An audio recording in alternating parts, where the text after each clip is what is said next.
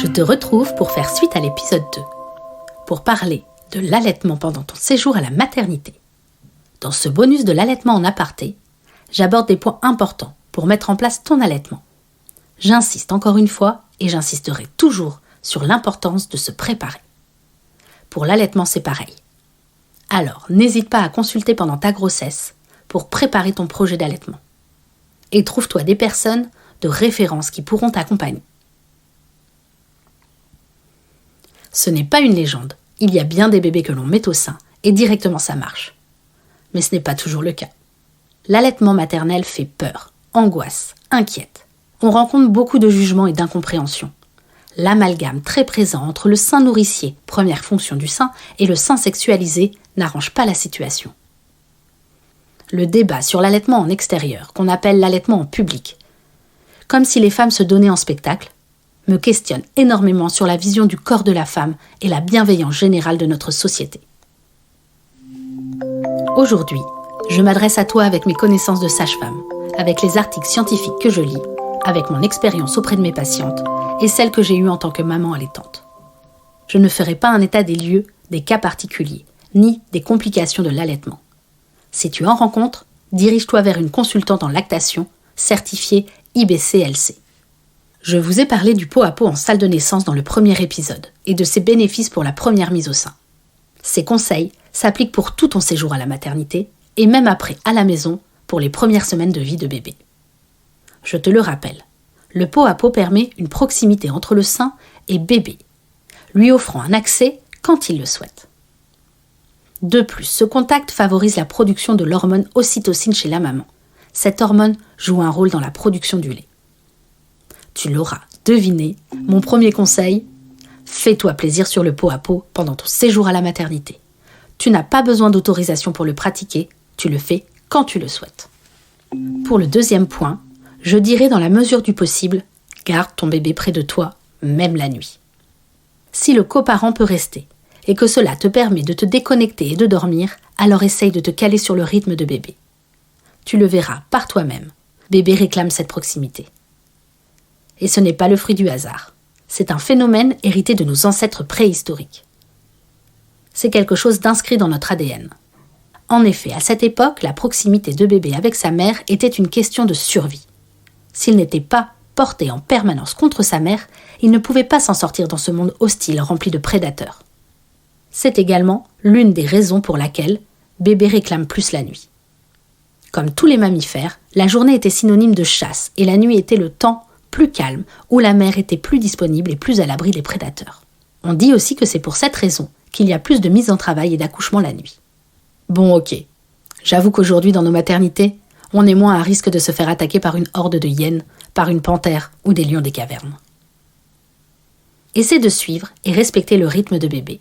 Je sais qu'on en est loin dans nos maternités françaises, mais dans la mesure du possible, discute avec l'équipe pour que les soins de bébé soient groupés à un moment d'éveil calme, afin de ne pas couper bébé dans son sommeil. Alerte info, non, les soins ne sont pas obligés d'être faits le matin. C'est juste une organisation des équipes soignantes. Une attention particulière pour le bain. Je pense qu'il est maintenant acquis qu'il n'y a pas d'intérêt à réaliser un bain à la naissance. Cela refroidit particulièrement bébé qui ne sait pas encore réguler sa température et cela retarde la première mise au sein. Le bain peut être fait au 2e ou au 3e jour sans urgence. Ce soin est à adapter aux capacités de bébé et en fonction de comment se met en route l'allaitement. Mon 3e point, et pas des moindres, l'allaitement, c'est à la demande de bébé. Aucune restriction sur la durée et la fréquence. Ce point est pour moi primordial. Et c'est celui qui, je pense, suscite le plus d'informations contradictoires au sein d'une même équipe. Laisse de côté montre, carnet de notes ou même application. Bébé, c'est quand il a faim et quelle quantité il a besoin.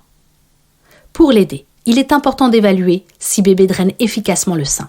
Si le transfert de lait entre maman et bébé n'est pas efficace, il est nécessaire de trouver l'origine afin de pouvoir corriger le tir. Au démarrage, bébé n'a pas besoin d'une grande quantité. En revanche, il en a besoin de manière régulière. La montée de lait s'accorde avec l'augmentation des besoins de bébé. Dans la grande majorité des cas, un bébé au sein n'a besoin d'aucun complément de lait issu de préparation industrielle. Sois vigilante sur ce sujet, car hélas, ce recours est encore très souvent courant dans les maternités françaises, sous divers motifs, hélas parfois sans fondement. Cela m'entraîne sur mon point numéro 4. Entoure-toi d'au moins une personne de confiance sur l'allaitement, une personne professionnelle. Tu peux déjà avant l'accouchement consulter une consultante en lactation IBCLC. Elle t'aidera dans la construction de ton projet d'allaitement et te sera un recours en cas de besoin pendant ton séjour à la maternité. Si tu ne te sens pas assez entouré, ou si les réponses que l'on t'apporte pendant ton séjour à la maternité ne te semblent pas suffisantes, tu as tout à fait le droit de demander l'avis extérieur d'une consultante. Une bonne mise en route de l'allaitement maternel, c'est-à-dire un bon démarrage, augmente la durée de l'allaitement ainsi que le fait d'allaiter de manière exclusive. Le point numéro 5. La douleur n'est pas normale. Si tu as mal en allaitant, c'est le plus souvent que ton bébé est mal positionné. Je t'en ai parlé avant, mais j'insiste. Il peut y avoir une multitude de raisons pour cela. Il faut en trouver la cause afin de résoudre rapidement le problème. La sage-femme en premier lieu, ainsi que les auxiliaires de puériculture ou les puéricultrices t'accompagneront. N'hésite pas à leur demander d'observer une tétée afin de rectifier la situation. Et si ce n'est pas le cas, il faut voir un spécialiste, c'est-à-dire une consultante en lactation. Certaines maternités ont la chance d'en avoir dans leurs équipes. Renseigne-toi. Si la douleur est due à la montée de lait, alors antidouleur, glace ou autre moyen expliqué dans l'épisode numéro 2. Mon conseil numéro 6, observe ton bébé. Apprends à décoder les signes qui montrent que ton bébé a faim. S'il pleure ou même hurle, c'est qu'il est trop tard. Ça fait longtemps qu'il te montre qu'il a besoin de manger. S'il sort sa langue, met ses poings devant son visage, fonce, c'est le moment. Même somnolent, bébé peut déjà montrer son besoin d'aller au sein. Observe les couches de ton bébé. Un bébé qui boit bien remplit 6 à 8 couches d'urine par jour. Il émet son méconium et ses selles évoluent en couleur, en aspect. Écoute-le quand il tète. L'entends-tu déglutir ? Et enfin, mon dernier point. Fais-toi confiance. Prends soin de toi. Hydrate-toi en eau et en tisane à volonté. Pense à bien te nourrir. N'hésite pas sur les snacks. J'entends par là fruits secs, oléagineux et chocolat noir. On évite les sneakers. Sache qu'il existe des marques qui proposent des snacks spécifiques pour l'allaitement maternel. Entoure-toi de gens bienveillants qui te soutiennent dans tes choix. Prends les conseils qui te font du bien et laisse les autres de côté. Il faut parfois se protéger d'une armure quand on veut allaiter.